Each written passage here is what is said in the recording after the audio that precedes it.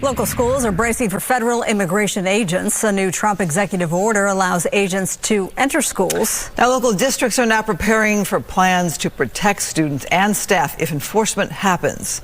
Too much propaganda, spiritual pollution, too many problems, not enough solutions, so many billionaires that make no contributions, gotta create fund and maintain our institution. All right, listen up, y'all. Greetings, brothers and sisters. This is another episode of All Things Education Official. I'm your host, Educator DrAbdullah, giving you educational news from a foundational Black American man's perspective. If you like what you're seeing, you like what you're hearing, please subscribe, comment, like, and share. Subscribe, comment, like, and share. If you'd like to follow me on my social media handles, please follow me on Facebook, Instagram, TikTok, Rumble, LinkedIn, and X. And if you like the content, please go to my About section and buy me a cup of coffee. It'd be greatly appreciated. Today, we're going to delve into Trump's plans for deportation and how they affect children in public educational systems. And this is the doozy. But what about children who are undocumented? Yeah, that's on so many minds, Reed. And so I ended up speaking to a nonprofit out of San Antonio, Texas, that began in 2017, so during the first Trump administration. And since then, they have trained over 30,000 teachers, students, and families over what to do if ICE were to show up at schools. Their whole premise is to create safe zones at schools. Their policies essentially outline that part of what Trump is doing right now is essentially a part of doing this shock and awe campaign, right? That he wants to scare families in letting them think that ICE agents can show up at schools and yank students out. However, there are federal protections regarding student privacy that prevents anyone from going ahead and saying, hey, what is a student's, status? They can't ask that. And so right now, this nonprofit is essentially letting teachers know that there are federal protections in place for these students. I think that it is prudent planning on the part of schools that they prepare for ICE or agents to show up. But to label these tactics as shock and awe, I think is a little hyperbolic, a little over the top. And the reason why I say that is because if you have lived in America for the last 2 to 4 years, you're pretty aware of Trump's stance on immigration. And I know you are absolutely, if your ears to the ground, and you are aware of what's going on in education as well as the illegal immigrant situation. You're aware of Mr. Homan's stance on it. And that's pretty simple. They are against illegal migration. They want illegal immigrants to return to their home countries. And if you have a child that's born here, they don't want to separate. They want the entire family. So we know what it was and we know what it is, and to act surprised kind of is a shock. It's like the old saying, I'm shocked that you're shocked. It would seem that those in charge of educational institutions did not take the voice remedy for illegal immigration seriously. And now, like most school districts are, most educational systems in America are, they're being extremely reactive. The LAUSD calls them red cards, and they detail people's rights if they are visited by immigration officers. And this week, they went home with students at this Encino school, including Andy's daughter. I think it's very important. People should know about what are the rights.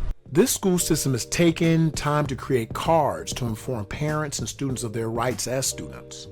I would be remiss if I did not mention that these types of measures of preparation for impending legal struggle or law enforcement engagement could and would definitely be a benefit to the foundational Black American family. Just want to put that out there. According to the ABC News article entitled "Nothing is Off Limits, Public School Communities Brace for ICE Raids," the debate over immigration is now finding its way inside the classroom, especially in border states nationwide, for these lawmakers and their undocumented constituents.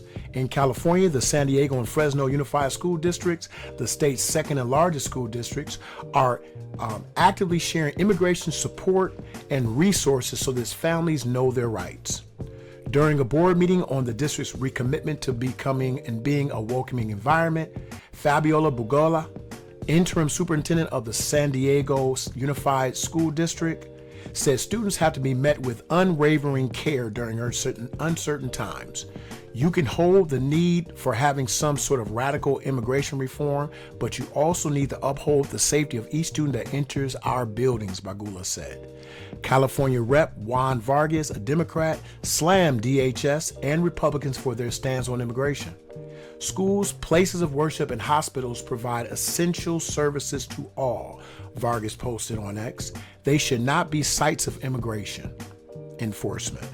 Immigrant sanctuary cities are also having to address the threat of ICE showing up at schools. New York City public schools on Friday circulated resources for what to do if ICE officers show up at schools. It is also holding a Know Their Rights town hall next week. Well, I understand that there is a human component involved and we must always consider it. And as an educator myself, I do believe that children are innocent despite the sins of their mothers and fathers. But we must also remember that it is oftentimes that the sins of the father and the mother do visit the son and the daughter. We must never forget that.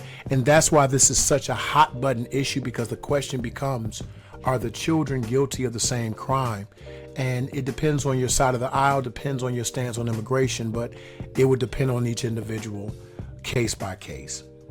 I will stay close to this issue as it unfolds to report on developing effects on children in public education and in their school system, and the children that are legal's response to the developing situation.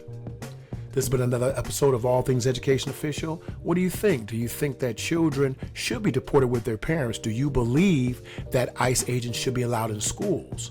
Do you think it's disruptive, or do you think it's for the greater good? I'd love to hear your thoughts. I'd love to hear your comments. Once again, please feel free to follow me on my Instagram, Facebook, TikTok, Rumble, LinkedIn, and X. Go to the About section and buy me a cup of coffee. It'd be greatly appreciated. You are dismissed. Yeah! You are all expurgated. You are dismissed. Too much propaganda, spiritual pollution. Too many problems, not enough solutions. So many billionaires that make no contributions. Gotta create fund and maintain our institutions. Word to the masses, our government is backwards. Only thing I've learned is what a barrel and a crab is. Deploying all these tactics to keep us all distracted. Scrolling on our gadgets and we scroll right past it. While we caught up in the fashion, they sitting back laughing. This education we're lacking, all the laws they be passing. Peep the curriculum, you see they're subtracting the necessary work. These kids mentally absent, turned out full plastic.